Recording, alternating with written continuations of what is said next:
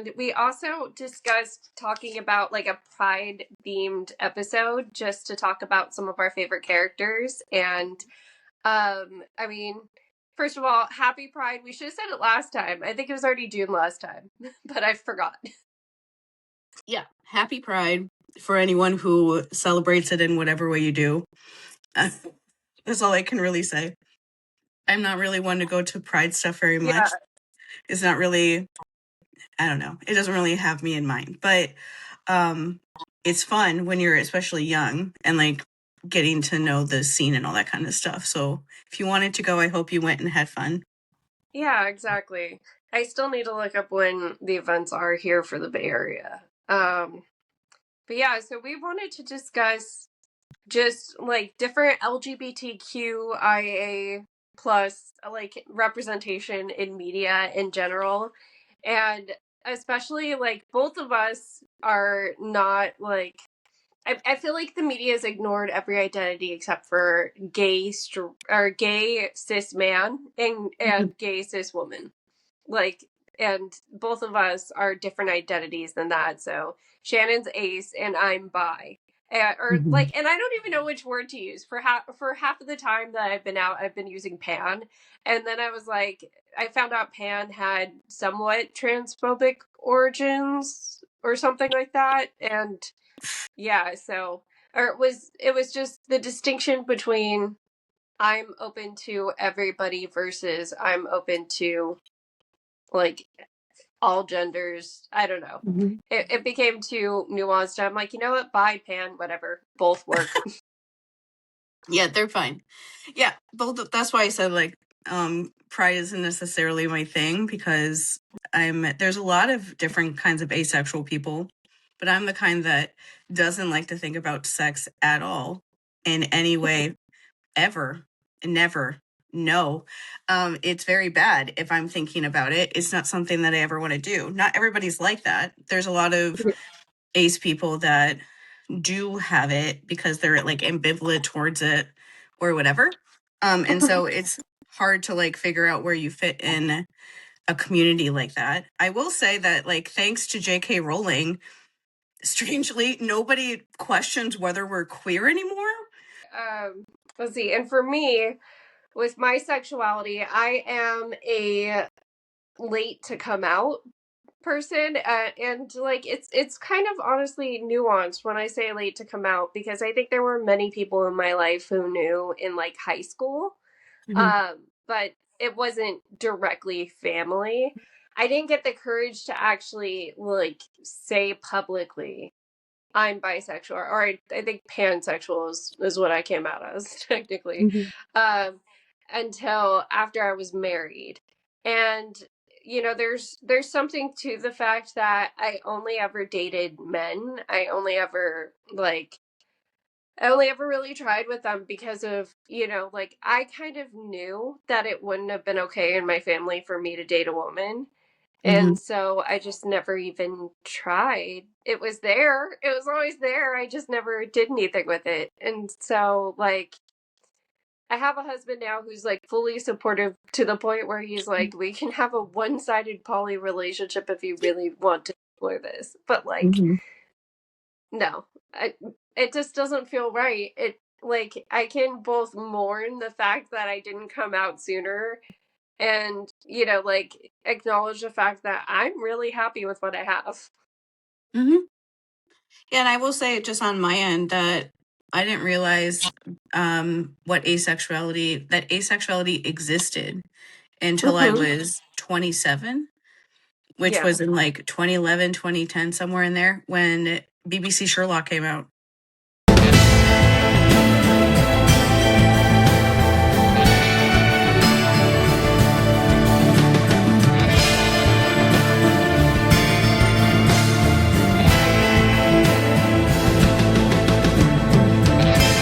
And people on Tumblr were saying that he was asexual. And I was like, what's that? And I Googled it and it was like, oh, I didn't know that was a thing. I think that's what I am. And then like didn't tell anybody for like a decade almost. Like people in my actual life. I said it to some people online, but I didn't say anything to anyone, even people just like online, like anonymously online. I didn't even say it for like 6 or 7 years after that. Yeah. Because I didn't know what to think. And I will say that part of the whole thing with me and like trauma stuff is that, and I guess this is like an example of the times that I grew up in, like the late 90s, early 2000s was when I was in like high school and the end of middle school. Um, there was like no gay representation like Yeah. anywhere. Like at like it was like RuPaul. And I think that was almost it was like RuPaul and Ellen DeGeneres and like a couple random people like that whose entire identities were that they were like whatever Mhm. they were, like whatever career identity they were, that's like all you knew about them, like Melissa Etheridge. Like I remember listening to her music, like giggling with my sister, knowing that she was a lesbian. And that's all we knew about her when I was like 10 or 11 or something. But I Yeah. remember when I was in high school, people didn't understand that I didn't like have any attraction to men at all or didn't care about any of that and like didn't want to date. And so their default was like, well, you must be a lesbian then. And I was like, Yeah. I don't think that's it either. And I remember thinking like maybe I just am. And I was like, no, but I don't want that either. Definitely were friends and stuff that thought that I was asexual the last couple years or so. But I just never said anything because I just never wanted to talk about that part of my life. And people just like Mhm. picked up on that fact somehow that I to like don't ask me about this, because even in the years when people didn't really know me very well in like college and stuff, people never asked me about it, and so they could just tell that I didn't want to talk about it somehow. But I just never said anything. And then when I dealt Mhm. with everything else and my family and everything blew up, then I talked about it because I didn't like care about anything anymore, obviously. But it took a really long time. And so finding character, I don't know. Like, it's hard to find characters that actually like fit like my sexuality, I guess. Um, Yeah. And bisexuality can be hard too. There's still a lot of bi erasure and like still a lot of acknowledge for mask presenting bi people even. mhm, And I kind of grew up I actually went to a very, very liberal high school. So liberal, in fact, it's a performing arts magnet.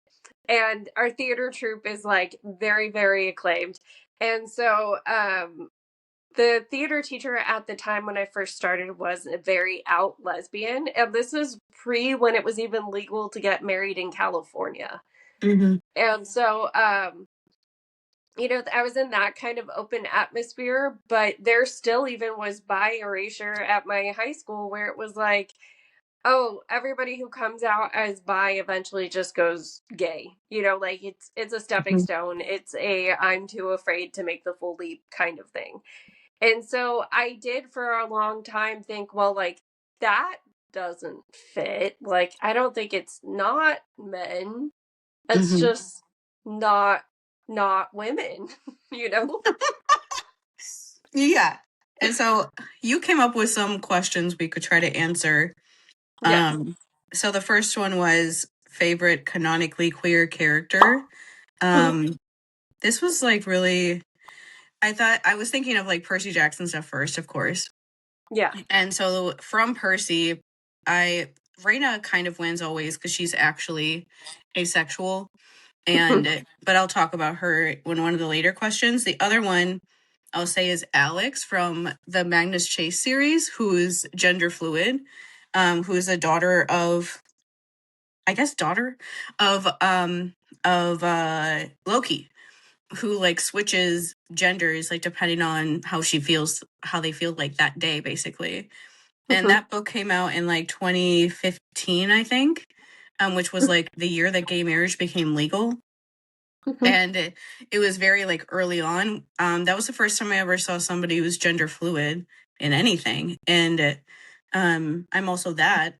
And so I was like, oh, this is really fun. And she still is like, they still are one of the only characters that I can think of like that even in magical things, that is able to like personify that in that way of like switching how they feel that day. And it's just like an accepted part of the story. And she's like the love interest for Magnus, and that's just like fun. That it's not her, like, her sexual identity basically doesn't, like, it's not like the only thing you know about her. She's like a fully fledged character that you care a lot about because the main character really likes her, obviously. And it was really, that was still like kind of rare at that time, honestly. Yeah. Outside of Percy Jackson, it's hard for me to think of canonically queer ones that I would identify with, because the canon has nothing to do with who I think is queer, who like makes sense for me. There's like canonically queer ones you could imagine, like Thor in the Marvel movies. They don't like necessarily make a super duper big point of it, but he's definitely bisexual at the least. He's someone who like just hooks up with like anyone, literally anyone, even like aliens and stuff. But it's hard to think of people, for me at least, that are like in canon. I know there's a bunch of them, but it's hard to like think of ones that the only other one I could think of was Lisbeth and the girl with the dragon tattoo. I want you to help me catch a killer of women. She's you could say she's bisexual. She has attraction towards men and will sleep with men, but she does it more when she's like bored and it has nothing else to do, or is like trying to get something out of them. Like, honestly, to like talk about that book series for a second, because that came out a while ago, but it's very progressive for that time and still kind of is. The main guy in the book, of course, now I can't remember his name, but he is married, but they're poly, very much so, where they're married, but they like, him and his wife have relationships with other people. He's had a long-standing sexual relationship with his co-editor of the magazine. Sometimes he pleasures her. Not often enough, in my opinion.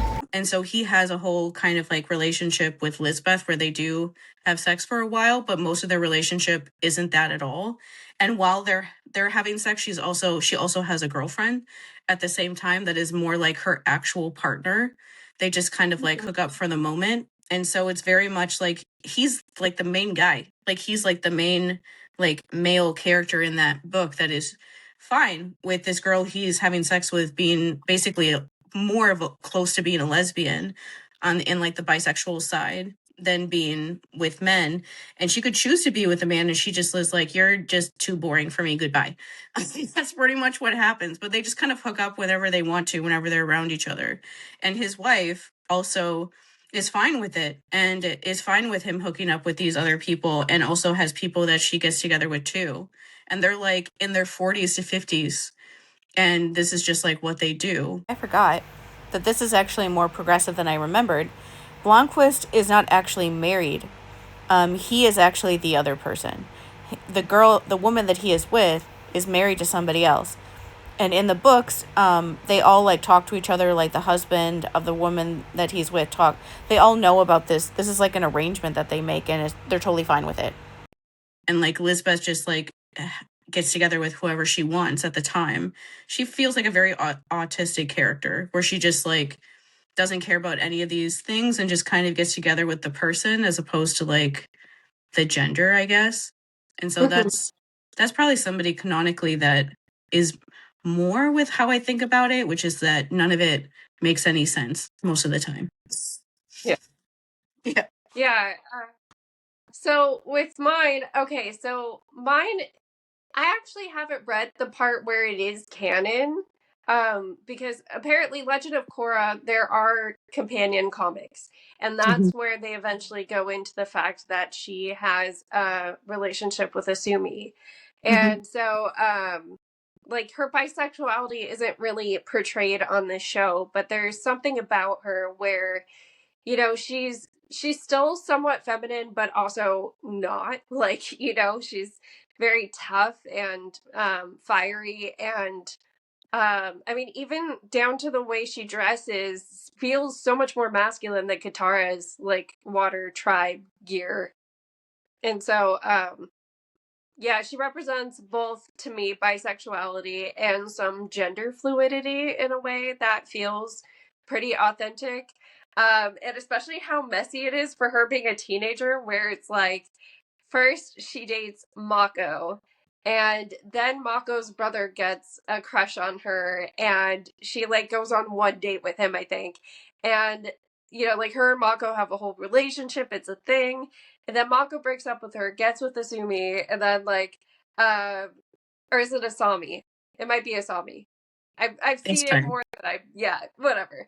And then like uh the way that they get together, that's partially shown in the show, is Cora eventually gets in this fight where she gets very, very, very hurt. And she's rehabbing for a long time. She's like in a wheelchair afterwards. And that was the only person who came around every day, helped her out, took care of her and stuff. Mhm. And that's how they grew close. And so there's something so authentic about that, where they were kind of rivals in this love triangle for a season. And then now they're like super, super close, and it feels so natural, and it feels like they really authentically care about each other. That makes sense. Oh, one that I forgot that isn't Mhm. like named canon, I guess, but I like consider him to be, that I'll mention, is Kaz from the Six of Crows duology. Like Mhm.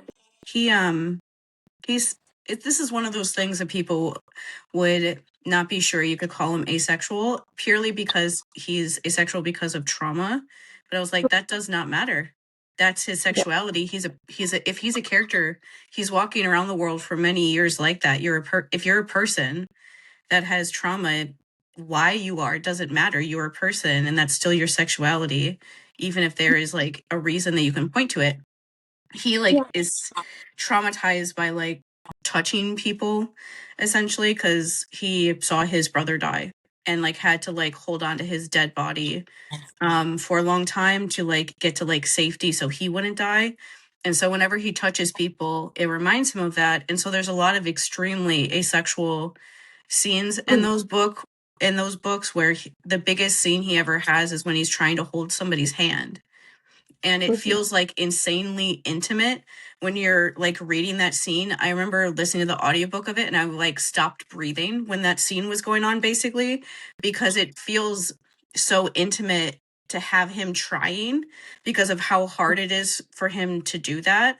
And he's really scared when he's doing it, but he's like he's trying not to basically like panic.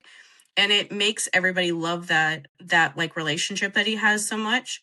And I'm like, yeah, that's what it's like being asexual, where these like little things are like the most important thing to you, that they feel. That's like how we feel about those like intimacy moments that usually aren't like the focus of other relationships, where sex is more like the peak of that sort of like connection and feeling and stuff.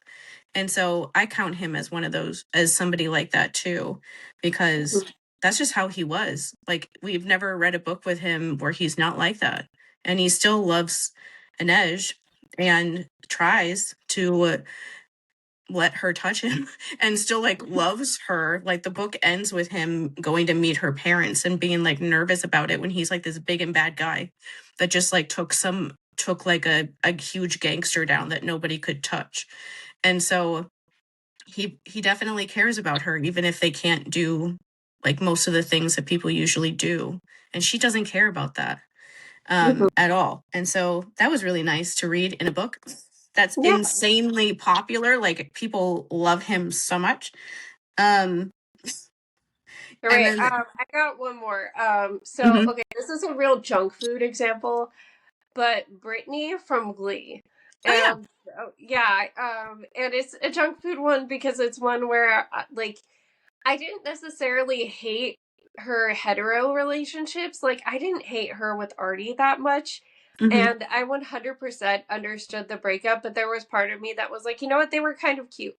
But her and Santana, of course, were always endgame. So I definitely followed that one just for the love of like that romance going down. Hmm. And it didn't diminish what she had with anybody else, in my opinion, either.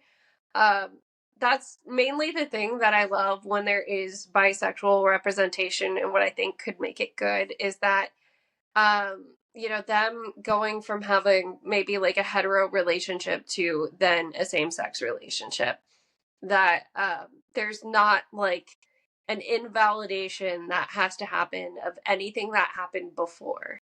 Mm-hmm. No, it's not.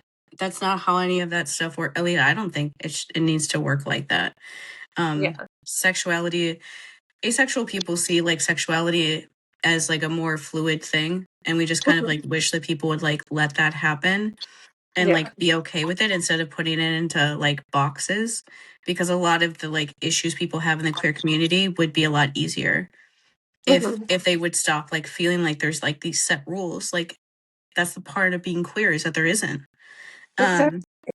Okay, the next one you came up with was favorite non-canon ship. I'm laughing because there's I don't even know how to answer this question. Yeah.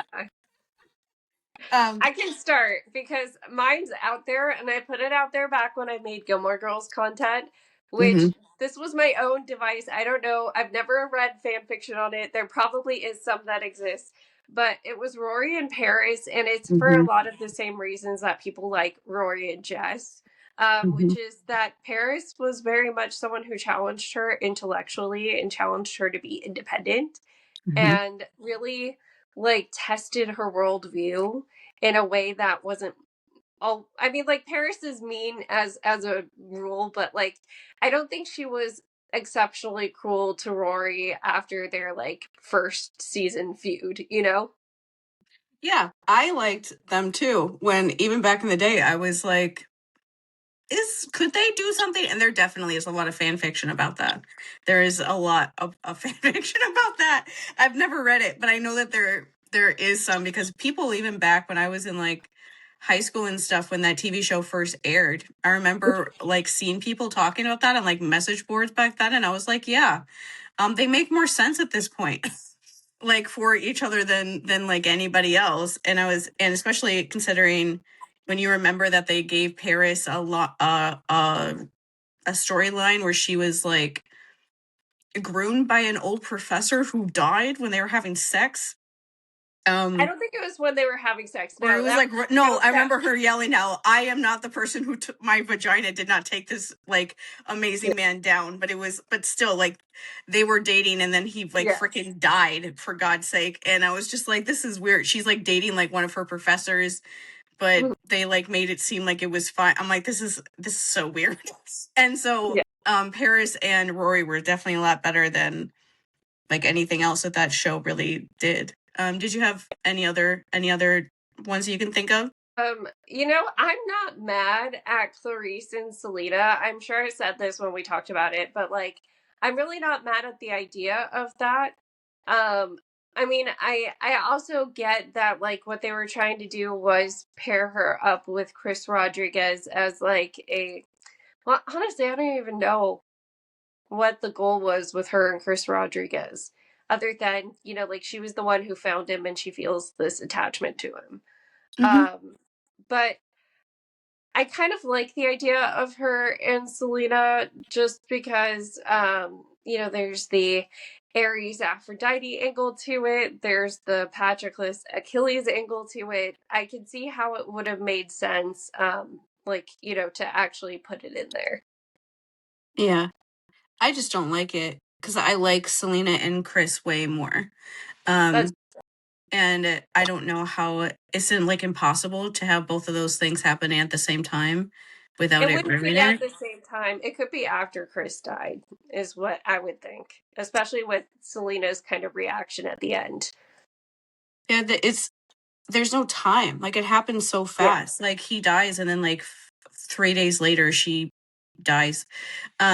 The way that I think about that makes sense for like Clarice anyway is if she has feelings for Selena and Selena is like aware of it, but like just is fine with whatever's going on there, and it being like something like that, like you can even like try to like make her not getting involved in the last book be like influenced by that whole thing. If you imagine that she had feelings for her, but just like never really said anything too much about it. And it was just like this thing that they both knew was happening, but they just never said anything. But that's also my bias too, because I really don't like Achilles and Patroclus at all. I don't like the whole idea. Madeline Miller ruined it for you. Yeah, but I also don't like the whole like kill your gays trope. Like that is like the beginning of it. I don't like the whole idea that like the only way that you can show that you really love somebody is if you die for them in a way that is the original myth is also horrible for Patroclus to be doing that for Achilles in the way that he is, when Achilles is being an absolutely horrible person. Like in every version of that story, he is a horrible person and doesn't deserve anybody to be bailing him out by sacrificing their life to bail him out when he's just being incredibly selfish. So that's why I don't like it. It feels like advocating for like a not a good relationship in my eyes. There's so many like non-canon ships. And I say like I put quotation marks around that because the non-canon ships are just like best friends usually for me. Then I'm like, yeah, that's what it would be like, or that's how I just like picture that, because that's how my kind of asexual person would be. And so I don't know what that means. Or the not in Percy Jackson, but the biggest quote unquote non-canon ship I would have would probably be Steve and Bucky from Marvel. You didn't have a choice. I know. But I did it. Say they're not canon because you never see them like kiss or like make out or anything like overtly romantic on screen. But to me, Bucky's one of those characters that is like asexual to me in that way after he's traumatized, because before that you could argue if he is or not, because you see him being kind of like a stereotypical ladies man, but sometimes people just pretend. But afterwards he's somebody that I would picture as that. And so they don't necessarily have to do that. That's my whole thing, is like, I don't need to see that. I don't want to see that. I think it's gross. And so I don't even like kissing. Like, I get that it's part of things, but I don't like watching it. And so I am fine with that. And there aren't really, the only like, I guess, canon, I don't have like a ship like that in Percy Jackson, but I don't think about them like that. I don't think about like ships in that way when I'm reading those books, because there's like so much other things I'm thinking about instead, and just kind of like accept whatever is happening on the page at the time. But the hunters are like all basically asexual, like they have to be in order to be a hunter. And so so that's people that I think about, of like they are doing that, or being asexual in the way that I would be, or am like that. And so that's one that you can say in these books, at least. I'm trying to think of other ones, but there's just a lot of like ships that I like, but they're never made like quote unquote canon, because people don't usually know what asexuality is, and there's no like canon asexual moment like that. And there's a lot of like ships that are queer that are never made canon, but I never know what to think about any of that stuff. And so it's hard to like say one way or another.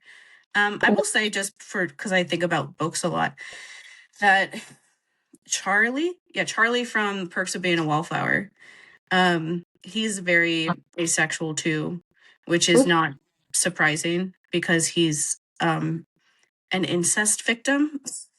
And that book is like a magical gift to incest victims, because he acts exactly how we are. Like this thing I said before about me in high school, not understanding like physical boundaries. I didn't do anything bad or anything like that, but one of the plots in Perks of Being a Wallflower is when he's trying to make friends, he goes to like this party. He doesn't want to be there.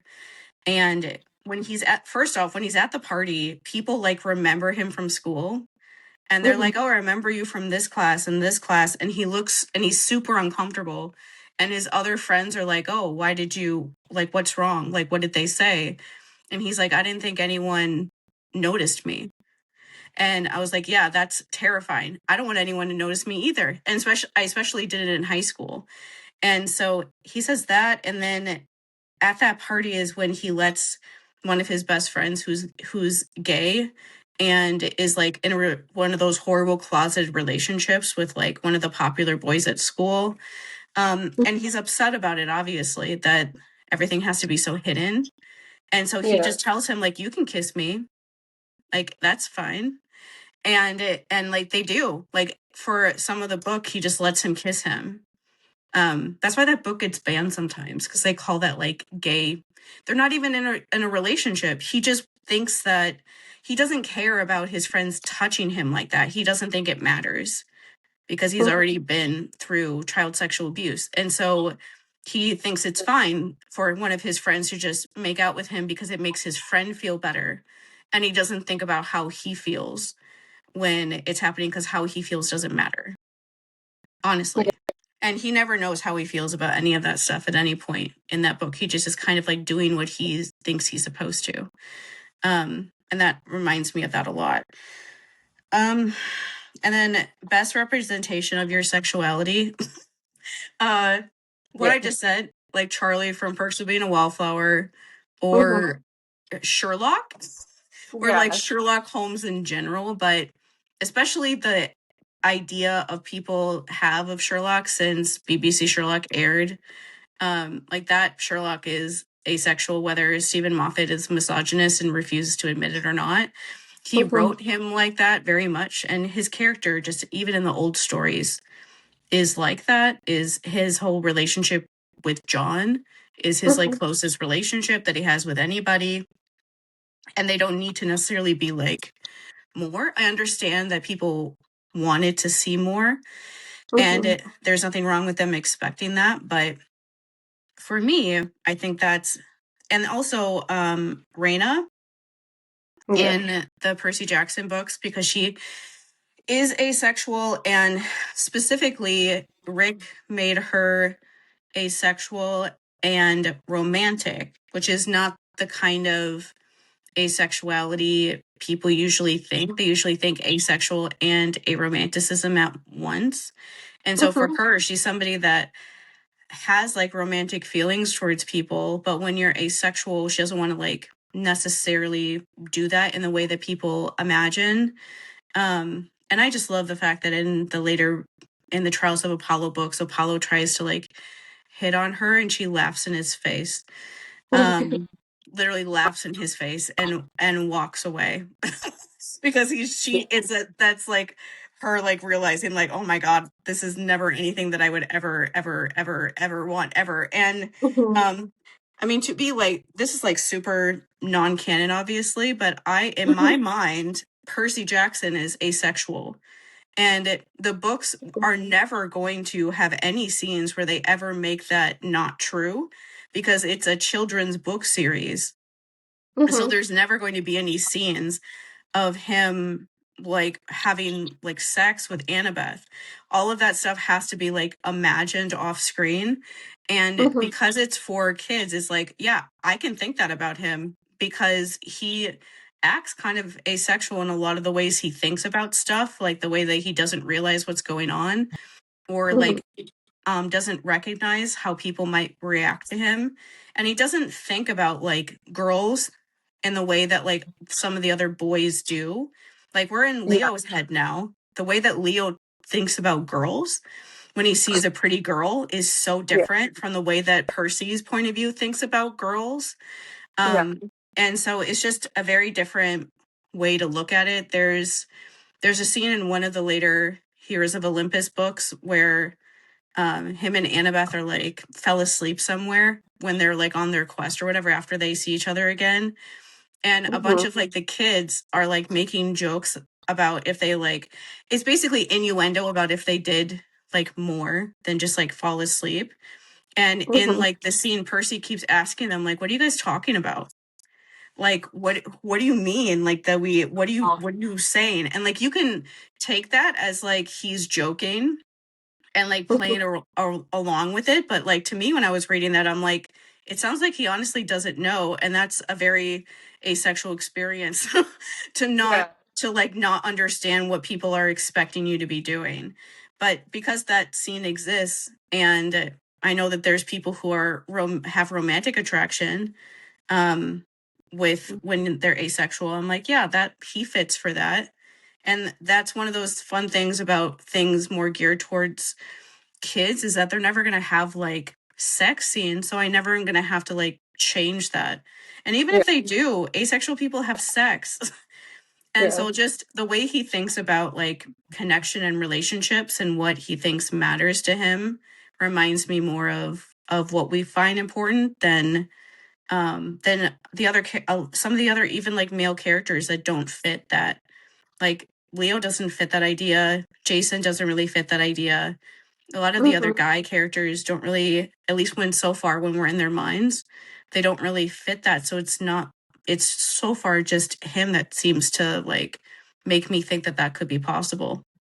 Yeah, like Percy remarks when someone's really beautiful, but like not in a way where it's like, and I can't control myself, and oh my gosh, what do I even say around her?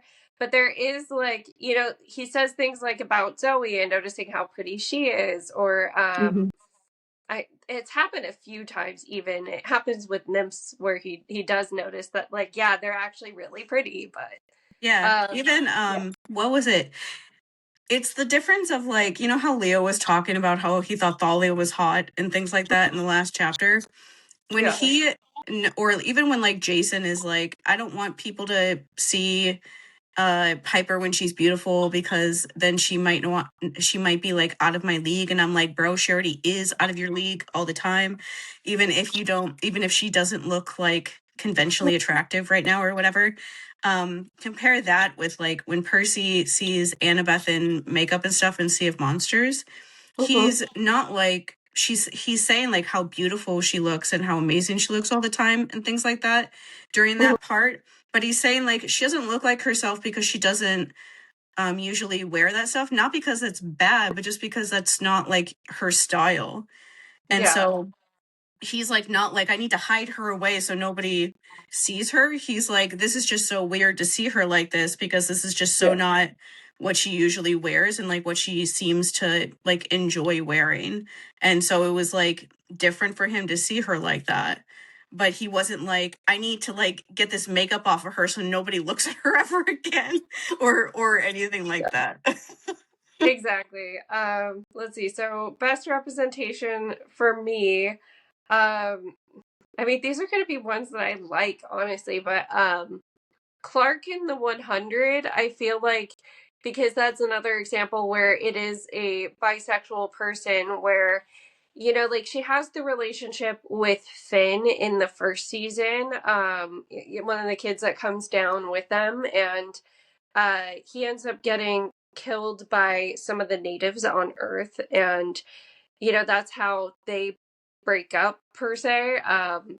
So like there was never any ill feelings there. There was never any like this is a terrible man kind of feeling to the breakup. And then she eventually falls in love with Lexa, who is the leader of the natives on Earth, so to speak, in this dystopian show. And it's a really, really, it's cute, but it falls into kill your gaze, unfortunately. It falls into kill your gaze really, really terribly. Like to the point where, like I think a lot of people were so mad at the death that they wrote in Lexa coming back. For like a couple, she comes back in one scene where Clark takes on there's like this chip that all the leaders have in their head, and that it's almost like the Avatar state where like it downloads basically the old leaders' thoughts and stuff like that, and so it has a version of their personality in there. And so she's like going through some partially tech battle. I'm trying to remember how exactly it happened, but it's been a while since I watched this. But she's able to like meet up with her in her mind. And so they brought her back for that scene, and then they brought her back for the finale. And I think that's because of how mad people really were that they killed her off the way they did. And then I also like, I haven't fully finished to the point where, because I already know this spoiler that crap, what was Willow's girlfriend's name again? Tara. Yeah, that Tara dies. Like, I already know that she dies, and that she dies in a stupid way. And Yeah. I potentially know, I'm guessing it's the 3 idiot, like, nerdy guys. I feel like I remember someone saying that at some point.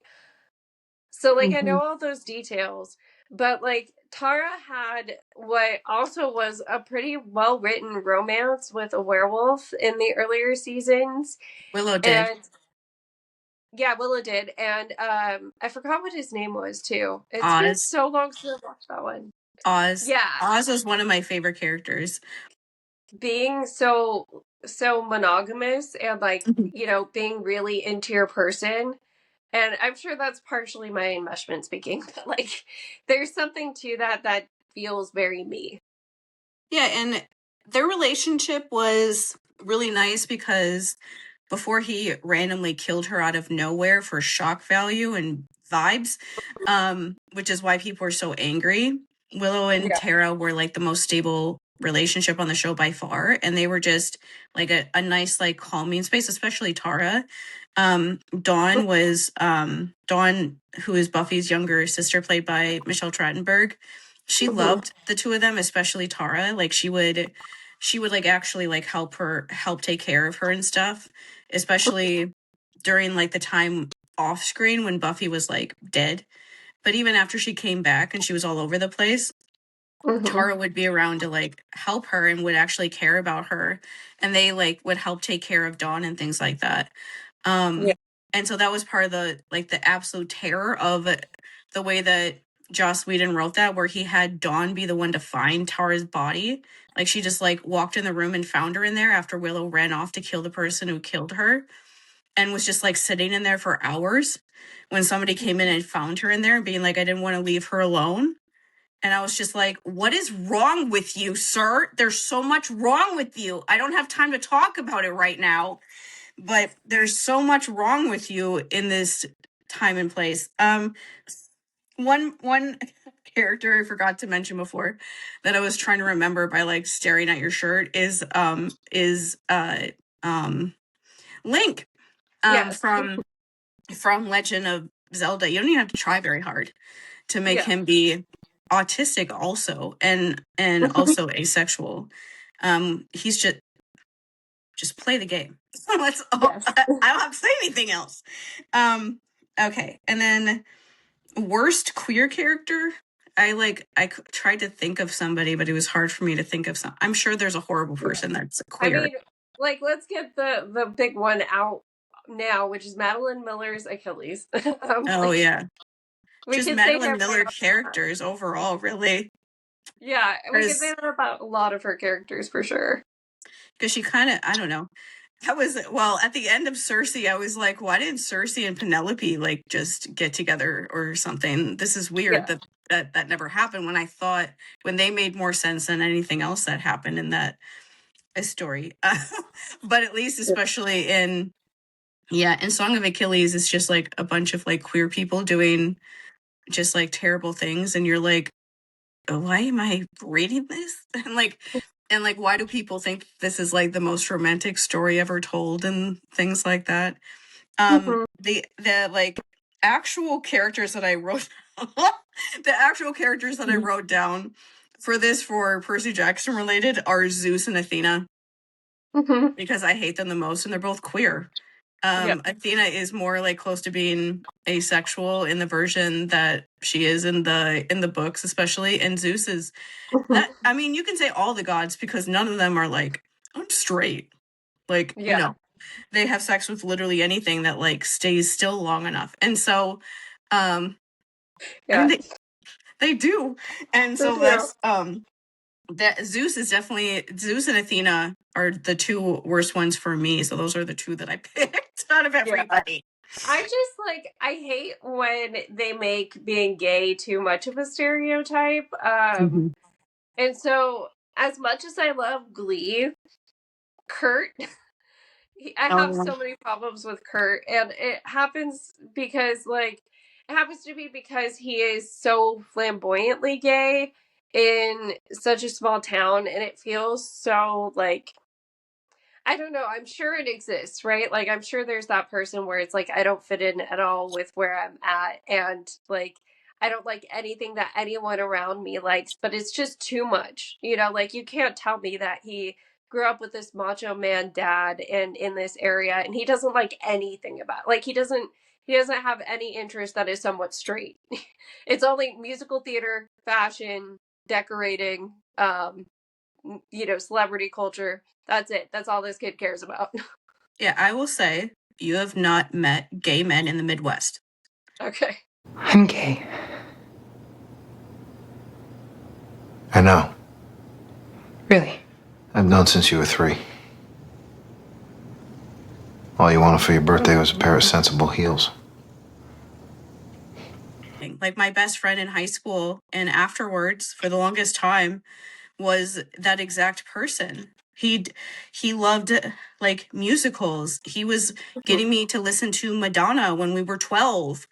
And he loved all the stereotypical feminine, he loved Madonna, he loved Cher. He got me to watch S Club 7 and listen to the A-Teens after school, and we watched Kylie Minogue music videos, and he loved music. He introduced me to all of these musicals, and we watched Evita after school all the time, and Phantom of the Opera and all these. I was never super into watching musicals. We used to go to his house and watch old Judy Garland movies that were on AMC and black and white movies. I watched the original movie that's called Gaslight, where they came up with the word gaslighting from, at his house. We would just go over there and watch movies from the 40s. We watched the Cleopatra 8-hour long movie with now I can't remember her name either. I can't remember anybody today, but with Elizabeth Taylor. That's it. With her. Yeah, And that's what I was thinking. and so right. that's the stuff that he liked, and he grew up in a rural town in rural Wisconsin where we would hear people during hunting season, deer hunting season. Most of the school would be out of school doing hunting, and you would regularly go outside. If you stood there long enough, we would go outside and we could hear gunshots going off of hunters shooting deer. And it was that's what it would they taught us first aid things about stuff like that when we were in school, when we were in second grade, because that's just the normal thing that people do there. And some of his family did that kind of stuff. His dad and his stepdad were like that, and so he reminds me a lot of that character. And so the thing I will say to I guess outside of just knowing a lot of people like that who live here is that he seems dated and weird now because society has progressed enough where that is possible. That's true. He was very progressive and different, and a celebration of gay men that were not trying to lessen their identity by trying to fit in. He was very trailblazing for the time to have a character like that on a big show like Glee. Glee is one of those shows where at the time a lot of the queer stuff that was going on was the first time that people did things like that. And so now looking back, it seems weird and strange because people are used to seeing a lot more of the basic things on TV. But at the time it was very relegated to Queer as Folk and other shows like that are more meant towards adults. And it wasn't so mainstream that was meant for kids to just watch. And so it is that effect that he comes off like that now, but at the time it was different, I guess is the best way to put it. Yeah, that is a good point, because rewatching it now, it does hit a lot different than back then. Another thing that I kind of want to bring up, just because we've talked about my past reality TV obsession. Oh yeah. It was a Shot at Love with Tila Tequila, I think was the name of the show. It was something like that. And okay, so Tila Tequila, for those of you guys that don't know, let me educate my little Gen Z children who are not old enough to have MySpace. But she was pretty much a MySpace influencer. Like, we didn't use the word influencer back then, even. But she blew up on MySpace, and she kind of built a brand there, and eventually somehow got a reality television dating show that was, like the similar formulaic, you bring in a group of people and you eliminate until you eventually get one. The catch being that she identified as bisexual at the time. We'll get to that. And she had both a group of women and a group of men. And so I realized it was formulaic at the moment, at the time it was happening, when we got down to the finale and it was one man and one woman. That's where I was like, you're telling me out of all of these people, we still somehow ended up with team girl or team boy, and she has to pick. No. And she picks the guy.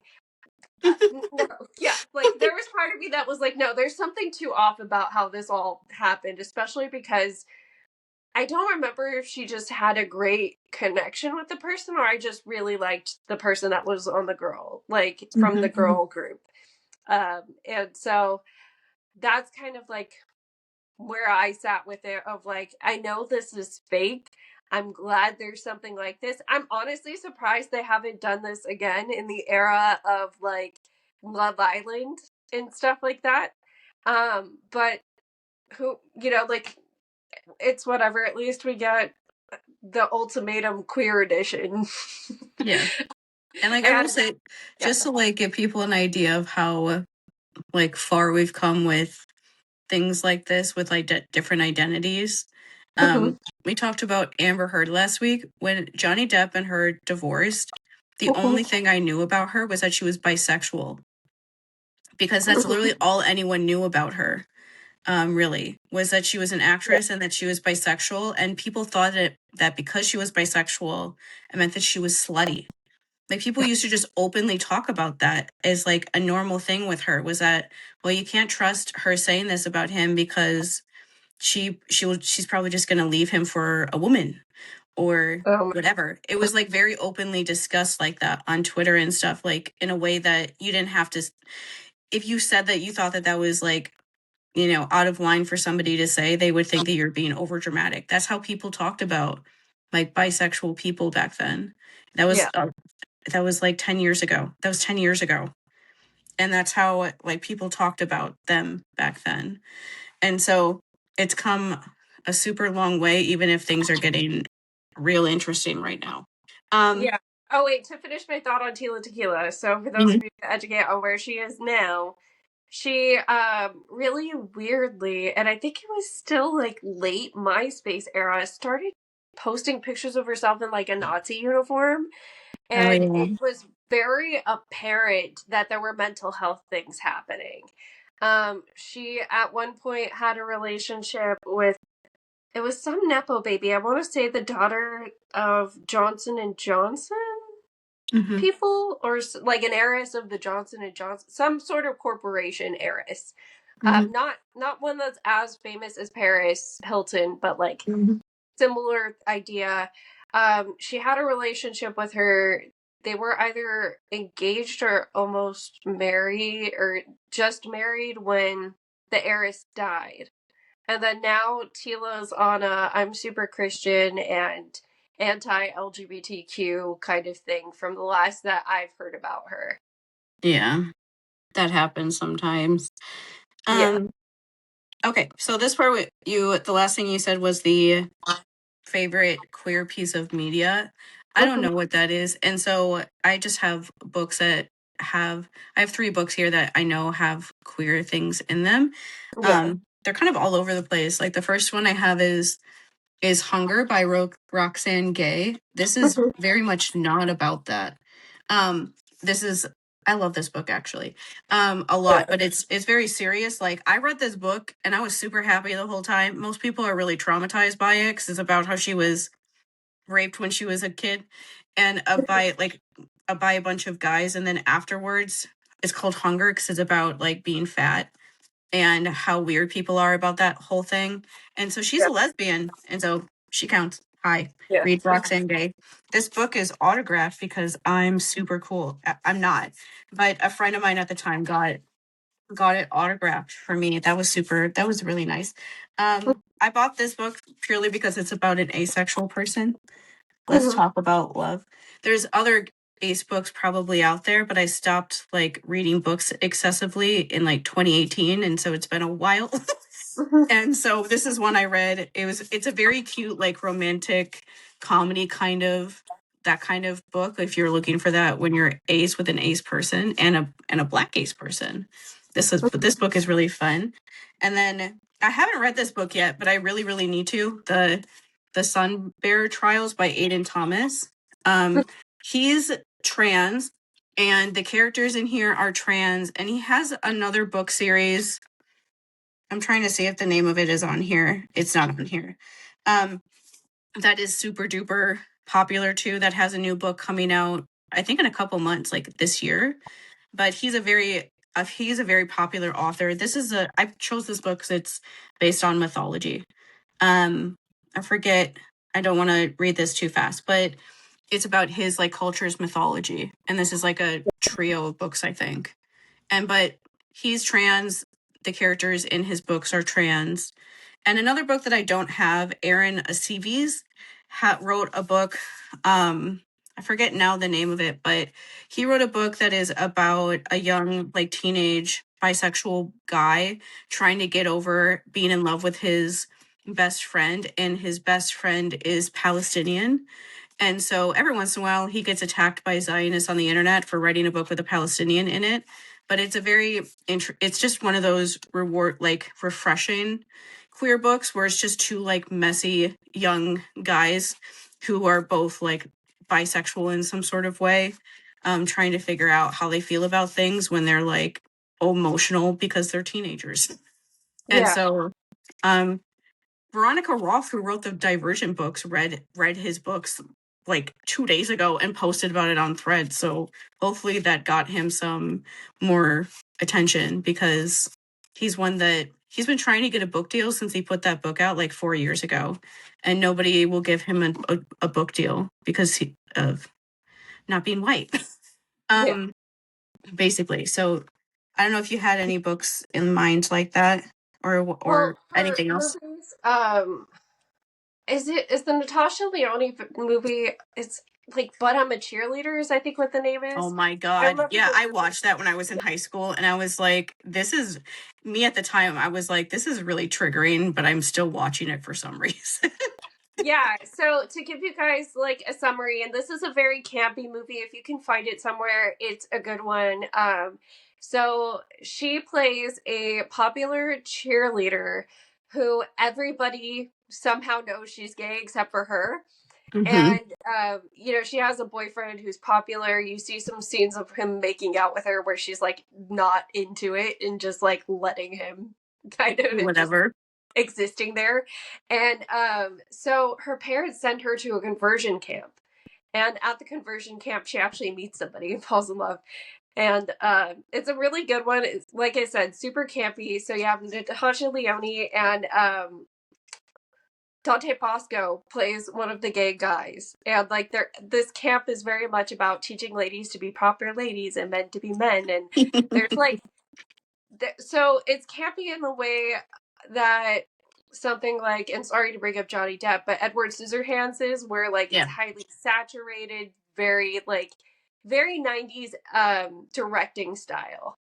And there's very visual scenes of stuff like they're trying to make these children simulate having hetero sex with a dummy at one point as a graduation ceremony.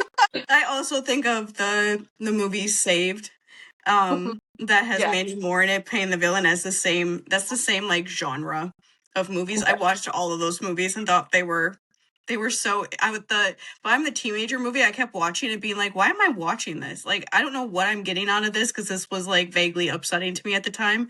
But I just kept watching it because I was like, I know I'm not straight, but I don't know what I am, and I kept watching a movie of someone trying to convince someone that they weren't, basically, which was like the opposite of what most people do.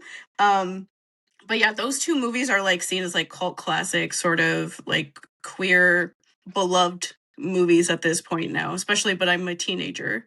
But those two are ones that I think of that like fit that kind of role back then, when there wasn't much of that stuff going on in like media really at all.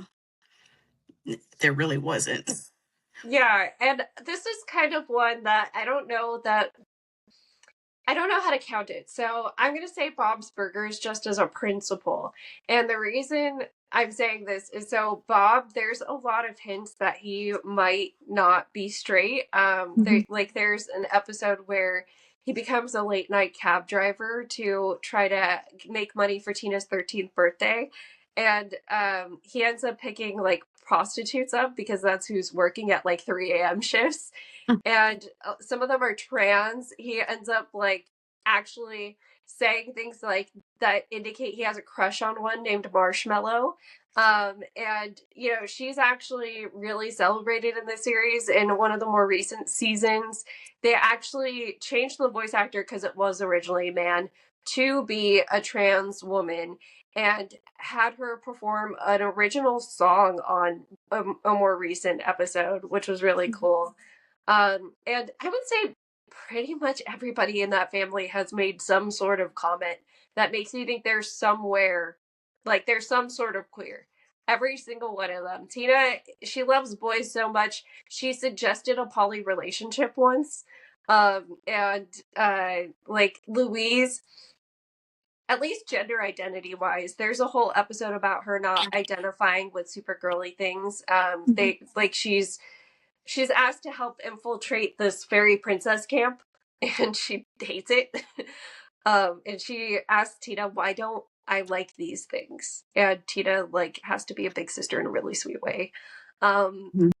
Jean, okay, so Jean has had a relationship with a girl, but I think there's also suggestions there that he's very fluid, and he's also very fluid. Like, he dresses up as a woman all the time. So there's that too. There's a lot of gender fluidity in that show, and sexuality fluidity that's just like casually acknowledged in a way where you know that it's like they're all okay with it. Mm-hmm.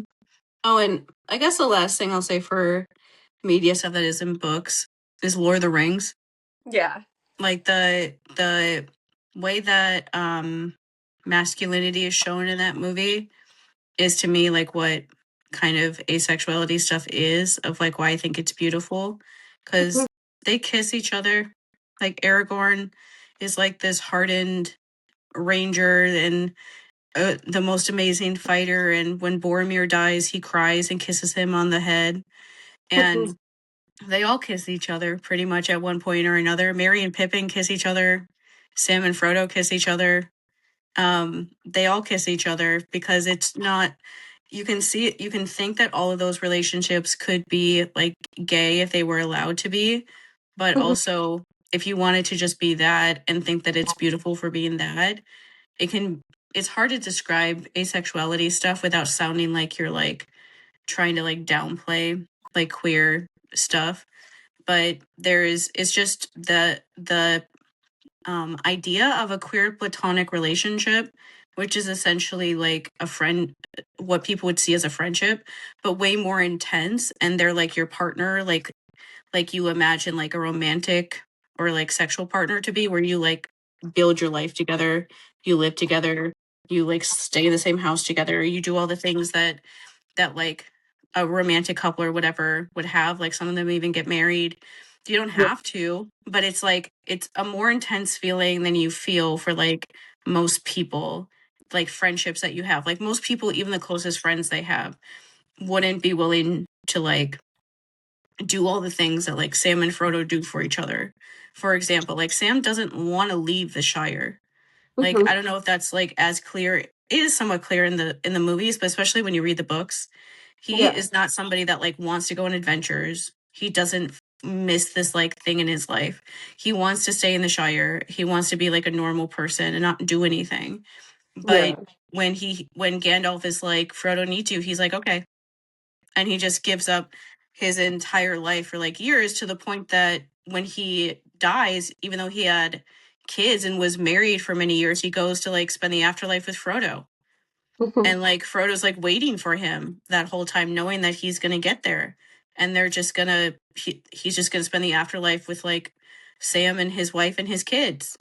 And so that's like how I picture that in my mind, how I could picture those sort of things happening, because I've never actually met anybody who's had an actual relationship like that before, in real life. Yeah, that's Yeah. So that's what we have for you guys today. Remember, like, subscribe, all of those things. Going back to our first portion of tonight, if you guys have any queer characters or like queer movies, queer books that you want us to check out, we're gonna probably take a Percy Jackson break, I'm assuming, after the next season comes out, because we're probably gonna need one for a second. Yeah. But and I yeah. do want to read, like, we talked about reading Marco Shiro's books last Yeah. year, and I do really want to read his books. I want to read like Kyle Lukoff's book a lot, that we talked about when we were talking about the new book series, because that book sounds so interesting. And I just want to be like try to balance the books we're reading to include like more marginalized authors like that even they don't have to be ones that Rick worked with, but he's worked with a lot of them. Yeah. And so it makes it easy to like find ones to like, and they all have middle grade books. And so it's still very easy for us to read those and talk about them. So that's fun. Yeah. So that's where we will leave you guys. I gotta go. The child calls. Yeah. Bye. Bye.